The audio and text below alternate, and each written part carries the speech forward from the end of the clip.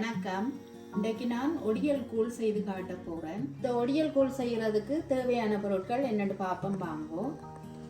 நான் ஒடியல் மா ஒரு சுண்டை எடுத்து வச்சிருக்கிறேன். புது ஒடியல் மாண்ட நாடி நான் அதுக்கு தண்ணி சேர்க்க இல்லை. அதோட புழுங்கல் அரிசி எடுத்து வச்சிருக்கிறேன். நண்டு எடுத்து கழுவி வச்சிருக்கிறேன், 1 கிலோ நண்டு. அதோட குடவா மீனும் விள மீனும் கொஞ்சம் ஒரு 10-15 நெத்தலியும் எடுத்து கழுவி வச்சிருக்கிறேன். அதோட இறால் எடுத்து வச்சிருக்கிறேன், பிலாக்கொட்டை எடுத்து வச்சிருக்கிறேன், பைத்தங்காய் எடுத்து வச்சிருக்கிறேன், மரவள்ளி கிழங்கு எடுத்து வச்சிருக்கிறேன். இதுக்கு சேர்க்கிறதுக்கு முருக்க மிளகு கொஞ்சம் கழுவி எடுத்து வச்சிருக்கிறேன். இதுக்கு முக்கியமானது புளி எடுத்து வச்சிருக்கிறேன். அதோட இதுக்கு அரைச்சி விடுறதுக்கு செத்தல் மிளகு, உள்ளி, அதோட மிளகு, சின்ன சீரகம் இதுக்கு அளவா சேர்க்கிறதுக்கு எடுத்து வச்சிருக்கிறேன். வாங்கோ இது எப்படி செய்யறதுன்னு பார்ப்போம். இந்த கூழுக்கு நான் தண்ணி கொதிக்க வச்சு தண்ணி கொதிச்சிட்டுது. இந்த கப்பால 1/2 கப் அரிசி தான் நான் இந்த கூழுக்கு சேர்க்க போறேன். அதை கழுவி எடுத்து வச்சிருக்கிறேன். அதை இப்ப சேர்ப்பேன்.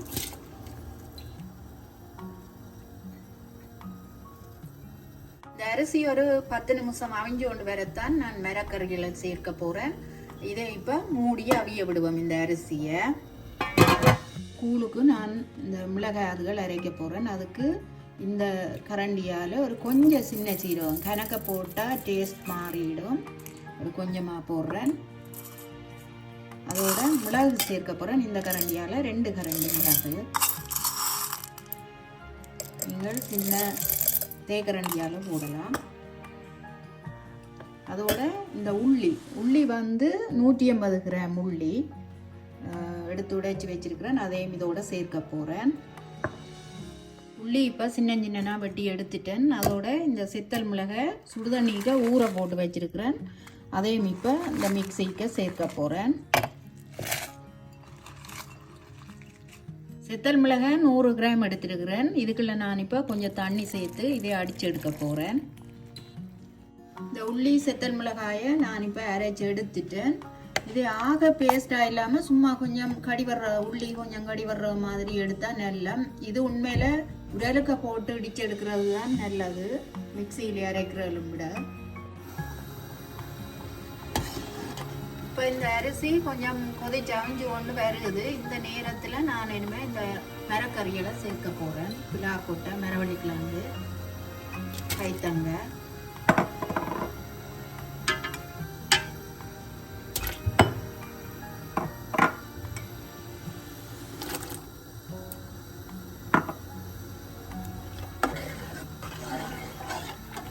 முதல் அரிசியோட அவியட்டம் அவிஞ்சு கொண்டு வர மற்றதுகளை சேர்ப்பேன்.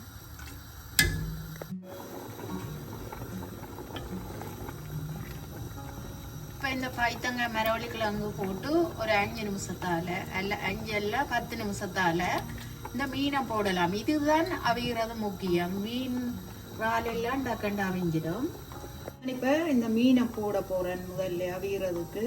இந்த மீன் வந்து சின்ன பிள்ளைகள் இருந்தால் நீங்கள் அவிச்சு அந்த முள்ளி எடுத்துட்டும் கடைசியா இந்த மீனை சேர்க்கலாம். நான் பெரியாக்கள் குடிக்கிற நாடி இப்படியே சேர்க்க போறேன். இதுக்கு கணவாயும் சேர்க்க வேணும். எனக்கு கிடைக்காத நாடி நான் சேர்க்கல. இந்த மீன்களோட தலை மீனும் சேர்த்து செய்தா நல்லா இருக்கும் கூழுக்கு. ஆனா விருப்பம் இல்லாத நாடி நான் சேர்க்கல.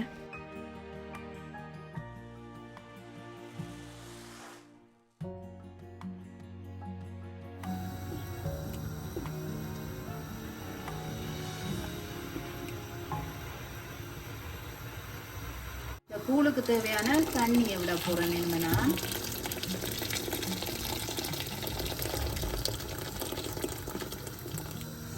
இதுக்குள்ள இந்த நண்டு இறால் அதெல்லாம் சேர்ப்போம்.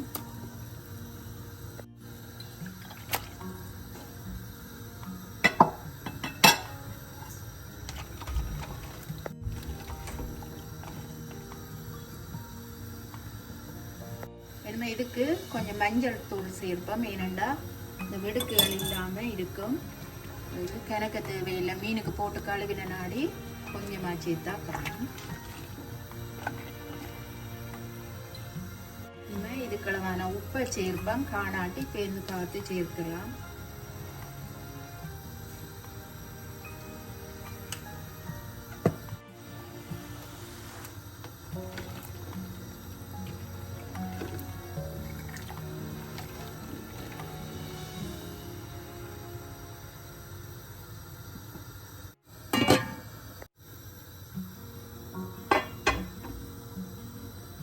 இந்த அரைச்சி எடுத்த பேஸ்ட்டுக்கு இந்த மிக்ஸி கழுவி விட்ட தண்ணியை ஊற்றி கரைச்சி இந்த கூழுக்க விடுவோம்.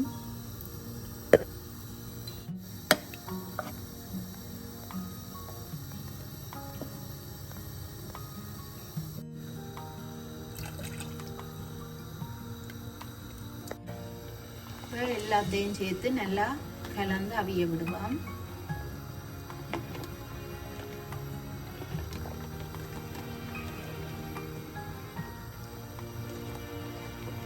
கூழுக்கு உரைப்பு கொஞ்சம் கூட போட்டு செய்தால் நல்லா இருக்கும். அதுவும் காய்ச்சல் தடிமன் இருக்கிற நேரம் செய்து குடித்தா பாய்க்கு நல்லா இதமாக இருக்கும்.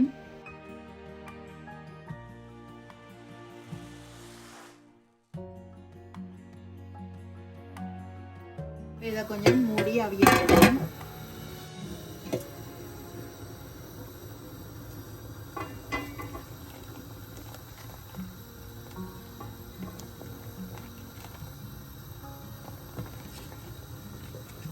இந்த மீன் நண்டு இறால் எல்லாம் நல்லா அவிஞ்சு கொண்டு வந்துட்டுது. மீன் எல்லாம் அவிஞ்சிட்டுது. ஆனால் இன்னும் கொஞ்சம் நேரம் அவிஞ்ச பிறகுதான் நான் இந்த ஒடியல் மாவை கரைச்சி விட போகிறேன். இந்த பைத்தங்காய் மீன் மரவள்ளிக்கிழங்கு எல்லாம் நல்லா அவிஞ்சிட்டுது. சோறும் அவிஞ்சு கொண்டு வந்துட்டுது. நான் இனிமேல் இதுக்குள்ள இந்த புளி ஒடியல் மாவில் கரைச்சி கடைசியாக விட போகிறேன். இது என் புது ஒடியல் மாண்ட நாடி நான் தண்ணி விட்டு அப்படியே வச்சிருந்தேன். நான் இது வடித்து விட தேவையில்லை. இப்படியே கரைச்சி இந்த மாவை விடலாம். இப்போ இதுக்கு இந்த ஒடியல் மாவை விடுவோம். இப்போ இதை நல்ல வடிவாக கலக்கி விடுவோம். ஏனண்டா அப்படி அடியில் போய் இந்த ஒடியல் மா பேர்ந்து அப்படியே படிஞ்சிடும். இனிமே அடுப்பை குறைச்சிடணும். அடுப்பை கூட்டி இனிமே இதண்டக்கூடாது. ஏன்னா டக்கண்டு இறுகி கொண்டு வருது. இதோட இதுக்கு தேவையான புளி நான் கரைச்சி வடித்து வச்சிருக்கிறேன். அதையும் இதுக்குள்ள சேர்க்க போகிறேன்.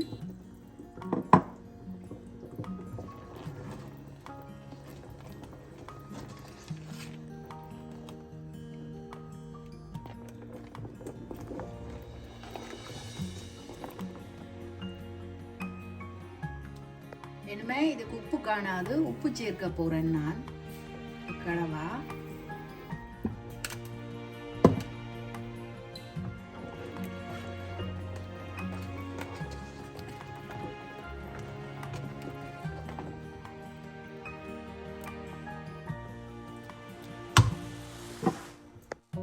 கடைசியா இந்த கூழுக்கு முருக்கமில்லை சேர்க்கிறேன்.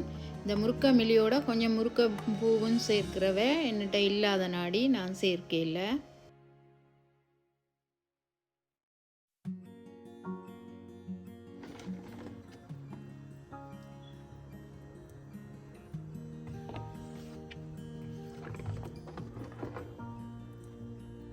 இப்போ இந்த கூழ் ரெடி ஆகி கொண்டு வருது. நான் ஒரு 2 நிமிஷம் இதை மூடி விட போகிறேன்.